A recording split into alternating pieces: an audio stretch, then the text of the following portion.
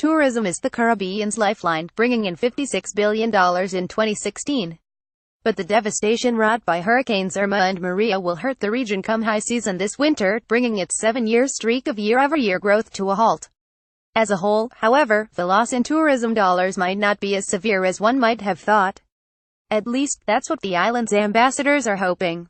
There is no doubt that this hurricane season has devastated a number of Caribbean islands, but when considering the sheer number of islands in the Caribbean, more than 7,000, travelers soon realized that the majority of Caribbean islands were not affected at all by the storms, or only minimally, said Ninan Chaco, CEO of Travel Leaders Group in an email statement to NBC News.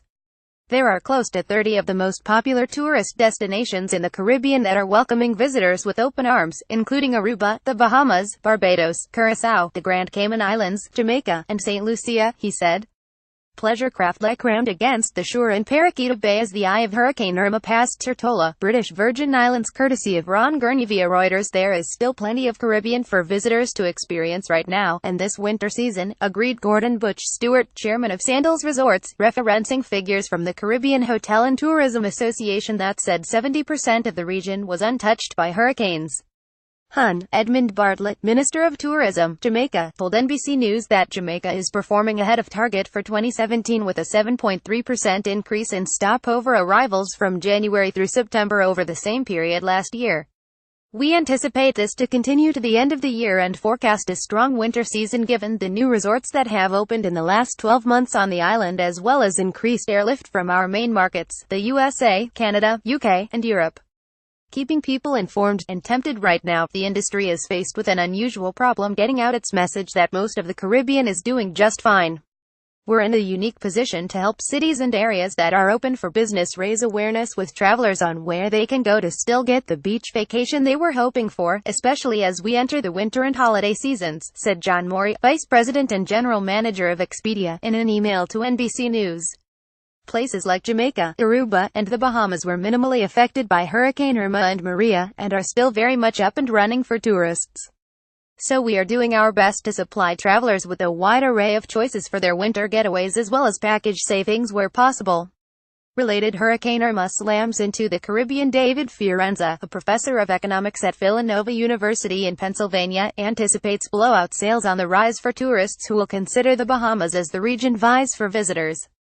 I think the Bahamas will make off like Vegas, which is now lowering fares so people will go after the mass shooting, said Fiorenza. Even if the rooms are filled at a loss, they'll take it as they look at making revenue back in other areas. Tourists want to know all the options. Frank F., a Caribbean travel specialist and the co-owner of Dream Vacations in Moncton, Maryland, is not too worried about things slowing down this year. The actuality is that most people aren't altering their vacations much, they're just asking which islands they should go to, F told NBC News. If the original trip can't happen, people just want to know their best options.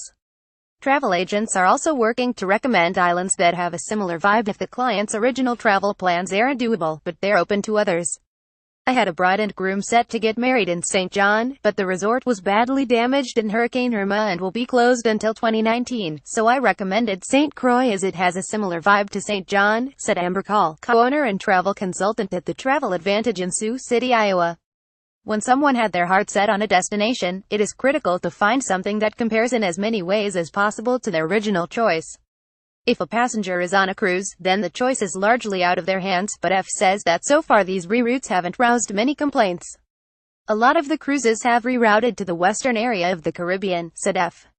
Very few customers canceled or decided not to go on these cruises.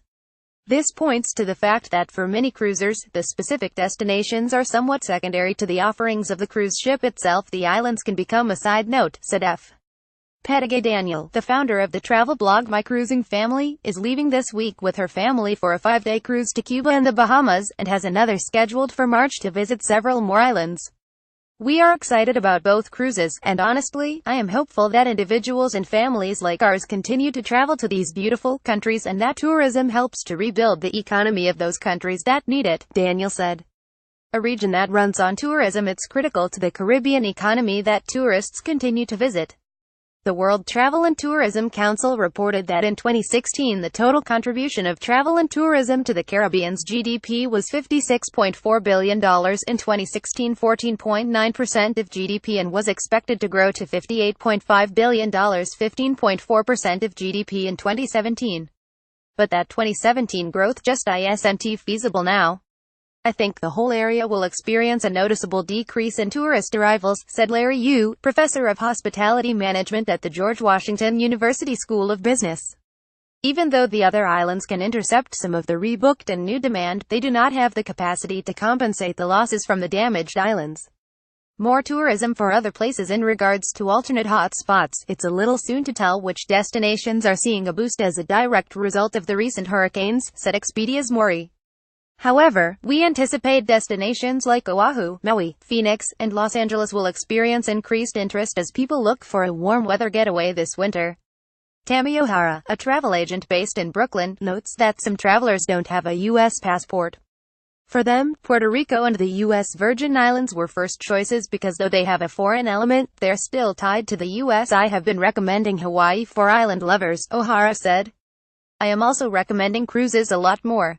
Jackie Gunther, a yacht charter broker with Denison Yacht Sales, says that while many captains and charter managers are heading to the Caribbean as planned, she's also seeing interest pick up outside the Caribbean to include Costa Rica, Mexico, and Panama. And then there's Tahiti, which is seeing a boom of interest from tourists. The islands of Tahiti have already seen an uptick in bookings from those travelers who may have their plans for the immediate future upended, said Kristen Carlson-Kemper, managing director of Tahiti Tourism US. We're seeing a 20% increase in bookings from now through the end of the year than we have been in the past. Do your homework before takeoff. Professor Fiorenza makes the point that we're starting to see a lot of ads for winter travel to the Caribbean, and while tourists may want to support the islands possibly at rock-bottom prices, they should investigate before clicking to buy. Call directly to the hotels themselves and ask them what rooms are available and other things you may want to know, like whether you can rent a car, Fiorenza advised. Call the airline to find out if you can get in and out of the airport 7 days a week. If you're staying at a big resort, you should be able to get the questions you need answered by their customer service. A spokesperson for the Marriott, which declined to comment on the number of hotels presently closed in the Caribbean, urged tourists to check for updates on Marriott's main website, and highlighted that the best thing people can do for the Caribbean is continue to visit. Jacko of Travel Leaders Group embellished on this sentiment, adding, many people want to know what they can do to help the region, and one solution is to visit the areas that were not directly impacted by the storms. The negative economic impact on the region will be compounded if visitors avoid travel to the unaffected destinations.